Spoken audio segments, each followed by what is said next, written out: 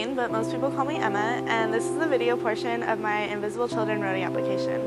Currently we're sitting in Starbucks, which is actually where I first found out about becoming a roadie for Invisible Children. I've worked here for about 2 years, and one of my co-workers, Jackie, she was an Invisible Children roadie I think a few years ago, and we started talking about Invisible Children because I had known about it and I was in the club at my high school.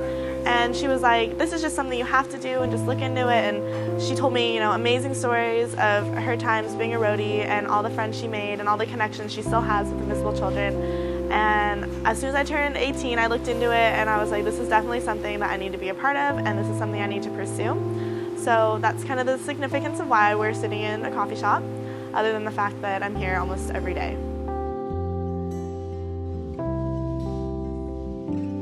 Something that I'm really passionate about is my dancing. I've been an Irish step dancer for 10 years.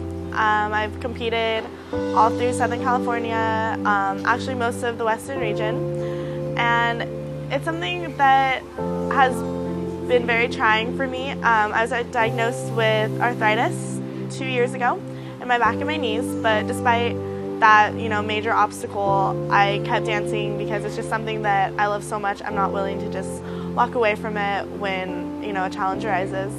So I continue to dance just about every night. I have practices, I have competitions, and it's definitely one of my greatest passions in my life right now.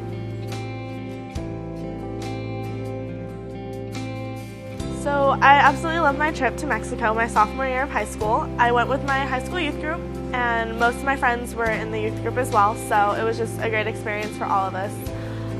We went down to Mexico, a very small part of Mexico that really, when I looked around at the houses, I was just like, I was really sad, and my heart just went out to everyone that lived there because, living in Southern California, living in Yucaipa, it's a very small, sheltered, area. So I've been blessed with everything that I've grown up with. So, seeing the family that we were building this house for and, the kids there, it was rewarding from the start.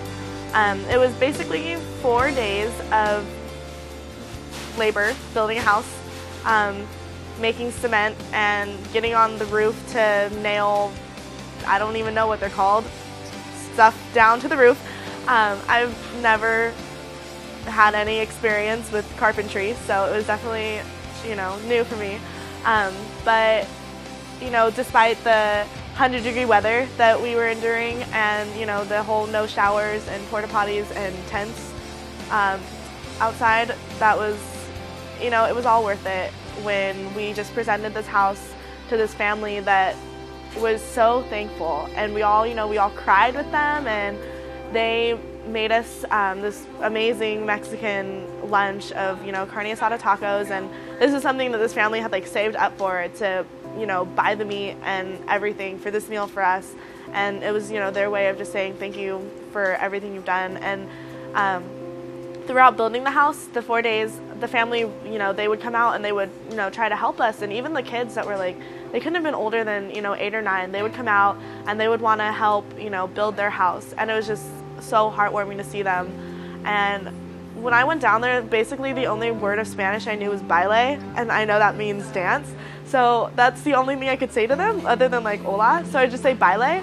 And they had this CD of 6 American, pop tunes, one-hit wonder things, and they would put that on.